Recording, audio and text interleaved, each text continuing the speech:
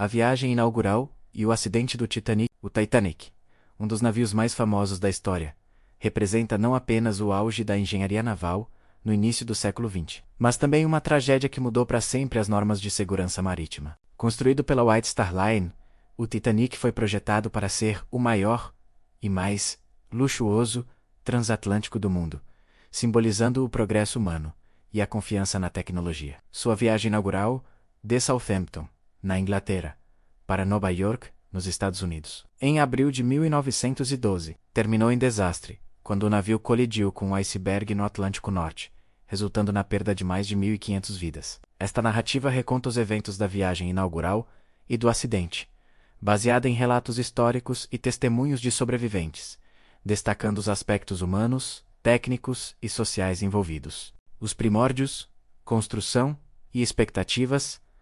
A história do Titanic começa no final do século XIX, quando a competição entre companhias marítimas britânicas se intensificava. A White Star Line, de propriedade de J.P. Morgan, através da International Mercantile Marine Company, buscava superar a rival Cunard Line, que dominava as rotas transatlânticas com navios como o Lusitania e o Mauretania, conhecidos por sua velocidade. Em resposta, a White Star optou por priorizar o luxo e o tamanho em vez da velocidade, encomendando uma classe de navios conhecida como Olympic Class, o Olympic, o Titanic e o Britannic, inicialmente chamado Gigantic. O Titanic foi construído nos estaleiros da Harland and Wolff, em Belfast, Irlanda do Norte. A quilha foi assentada em 31 de março de 1909, e o navio foi lançado ao mar em 31 de maio de 1911, diante de uma multidão de 100.000 pessoas, medindo 269 metros de comprimento, 28 metros de largura e com um deslocamento de 46.328 toneladas. O Titanic era o maior navio do mundo na época. Seu design incluía 16 compartimentos estanques, projetados para resistir a inundações em até 4 deles, o que levou à fama de ser inafundável. No entanto, essa confiança excessiva seria um fator crucial no desastre. O interior do navio era um palácio flutuante. A primeira classe contava com suítes opulentas, um ginásio, uma piscina aquecida, um café parisiense e uma grande escadaria central, adornada com painéis de carvalho e um relógio esculpido. Os passageiros da segunda classe desfrutavam de acomodações comparáveis às da primeira classe em outros navios, enquanto a terceira classe oferecia cabines simples, mas confortáveis. Para imigrantes em busca de uma nova vida na América, o custo de uma passagem variava. Uma suíte de primeira classe podia custar o equivalente a $4.350 dos Estados Unidos, em valores da época, cerca de $130.000 dos Estados Unidos hoje, enquanto uma passagem de terceira classe saía por cerca de $40 dos Estados Unidos, $1.200 dos Estados Unidos hoje. A tripulação era comandada pelo capitão Edward John Smith, um veterano de 62 anos, com mais de 40 anos de experiência no mar, que planejava se aposentar após essa viagem. O diretor da White Star Rota, Bruce Smyth, também embarcou, influenciando decisões que mais tarde seriam questionadas. O navio carregava 2.224 pessoas a bordo, incluindo passageiros ilustres como o milionário John Jacob Astor IV, a inafundável Molly Brown e o jornalista William Thomas Stead. A partida, Southampton, Cherbourg e Queenstown. A viagem inaugural do Titanic foi marcada para 10 de abril de 1912, após um atraso devido a reparos no Olympic, navio irmão, que sofreu uma colisão meses antes. No dia da partida, Southampton fervilhava de atividade. Milhares de espectadores se reuniram para ver o gigante partir. Esse 12 horas, os rebocadores guiaram o Titanic para fora do cais. Um incidente quase desastroso ocorreu quando o navio passou perto do SS New York, ancorado próximo. A sucção criada pelo deslocamento do Titanic rompeu as amarras do New York, que quase colidiu com ele. O capitão Smith ordenou uma manobra rápida, evitando o pior por meros metros. Após o susto, o Titanic prosseguiu para Cherbourg, na França, chegando às 18h30. Lá, embarcaram mais passageiros, incluindo muitos da elite europeia. O navio usou tenders para transportá-los, pois o porto não acomodava seu tamanho. E c'est las 8h10 de la noite, partiu para Queenstown Oji Cove, na Irlanda, sua última parada europeia. Chegando às 11h30 do dia 11 de abril, mais 123 passageiros embarcaram, principalmente imigrantes irlandeses. 7 sortudos, Desembarcaram ali, esse la 1:30 da tarde o Titanic ergueu âncora pela última vez na Europa, rumando para o Atlântico Norte com 1.317 passageiros e 908 tripulantes. Os primeiros dias da viagem foram idílicos. O mar estava calmo. O tempo ensolarado. Na primeira classe, os passageiros desfrutavam de jantares requintados, com menus incluindo ostras, filé mignon e sobremesas elaboradas. A orquestra tocava valsas e ragtime. Na segunda classe, famílias como a dos Laroche, um engenheiro haitiano, sua esposa francesa e filhas menos conversavam sobre o futuro na América. Na terceira classe, imigrantes de diversas nacionalidades compartilhavam histórias, dançando ao som de gaitas de fole e violinos. O navio navegava a uma velocidade média de 21 nós 39 km por hora, impulsionado por 3 hélices e 29 caldeiras que consumiam 825 toneladas de carvão por dia. Vida a bordo. Luxo, rotina e presságios. Enquanto o Titanic cortava as ondas, a vida a bordo seguia um ritmo de opulência e rotina. O capitão Smith realizava inspeções diárias, e os oficiais mantinham vigília constante. O rádio Marconi, operado por Jack Phillips e Harold Brady, recebia mensagens de outros navios e da terra. Inicialmente, as comunicações eram leves.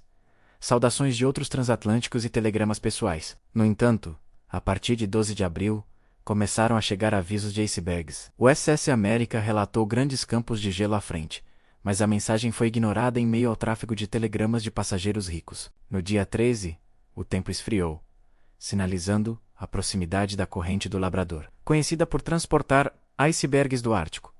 Apesar disso, a velocidade não foi reduzida. Smyth, ansioso por uma chegada triunfal em Nova York, na terça-feira desse 6 de abril, em vez de quarta-feira, pressionava por mais velocidade. Smith, embora cauteloso, acatou. Elevando para 22 nos treinamentos de botes salva-vidas, foram cancelados devido ao frio, e apenas 20 botes estavam a bordo, suficientes para 1.178 pessoas, menos da metade da capacidade total, conforme as regulamentações obsoletas da época. Histórias pessoais enriquecem o retrato da viagem. O casal Astor M. Lua de Mel passeava pelos conveses. Benjamin Guggenheim, magnata da mineração, viajava com sua amante. Na terceira classe, o jovem sueco Göran Svensson sonhava com uma fazenda nos Estados Unidos da América. Crianças brincavam nos salões, alheias aos perigos. A noite de 14 de abril foi particularmente clara e estrelada, mas sem lua, o que dificultava a visão de icebergs. Esse la 1:45 da tarde, o Titanic recebeu um aviso do SS Californian sobre 3 grandes icebergs, mas Phillips, ocupado com telegramas para Cape Race, respondeu asperamente: "Calha a boca, estou ocupado." O colisão. O início do fim, às 23h40, do dia 14 de abril de 1912. O vigia Frederick Fleet avistou um iceberg diretamente à frente, a cerca de 500 metros. Ele tocou o sino 3 vezes e telefonou para a ponte. Iceberg bem à frente. O primeiro oficial William Murdoch ordenou tudo a bombordo e máquinas a ré. Mas o navio, com sua inércia massiva, não conseguiu virar a tempo. O iceberg raspou o lado de estribordo, abrindo uma série de rasgos ao longo de 90 metros do casco, abaixo da linha d'água. 6 compartimentos foram inundados, 2 a mais do que o design suportava. Inicialmente, o impacto foi sutil. Muitos passageiros sentiram apenas um tremor leve, como se o navio tivesse passado sobre cascalho. No convés inferior, no entanto, a água jorrou com força. O projetista Thomas Andrews, a bordo, inspecionou os danos e informou ao capitão Smith que o Titanic afundaria em no máximo 2 horas. Smith ordenou o envio de sinais de socorro, CQDU, o antigo código de distress, e o novo SOS. Phillips transmitiu: "Venham imediatamente.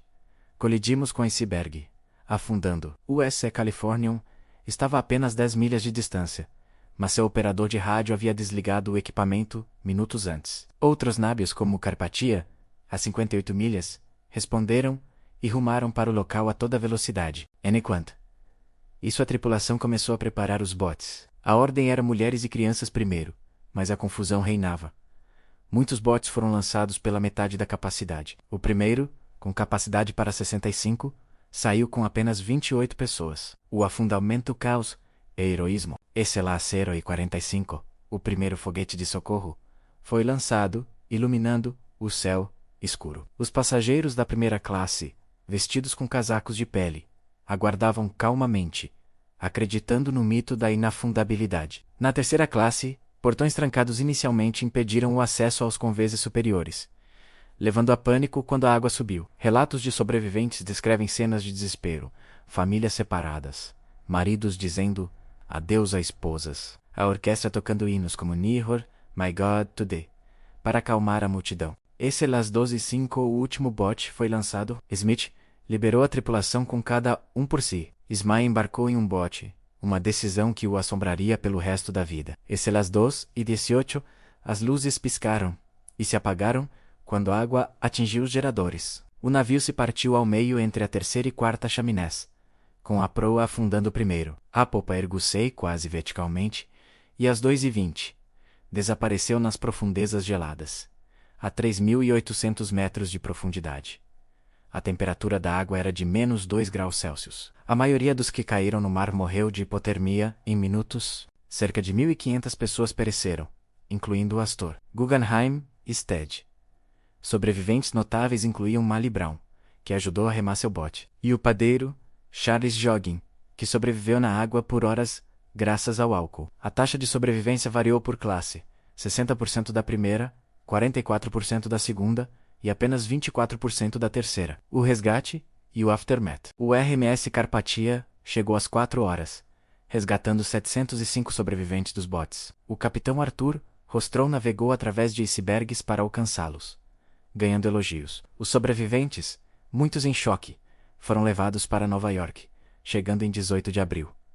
Notícias do desastre chocaram o mundo. Jornais publicaram listas de vítimas, e multidões se reuniram nos portos. Inquéritos britânicos e americanos seguiram. O Senado dos Estados Unidos da América, liderado por William Alden Smith, criticou a falta de botes e a negligência com avisos de gelo. Recomendações incluíram botes para todos, patrulhas de gelo internacionais e rádio 24 horas. A Patrulha Internacional de Gelo foi criada em 1914. O naufrágio do Titanic expôs falhas na arrogância humana perante a natureza. Ele inspirou livros, filmes como Titanic, de James Cameron, 1997, e a descoberta do naufrágio por Robert Ballard, em 1985. Hoje, o Titanic repousa no fundo do oceano, um memorial à tragédia que ceifou vidas, mas salvou muitas outras, através de reformas na segurança marítima.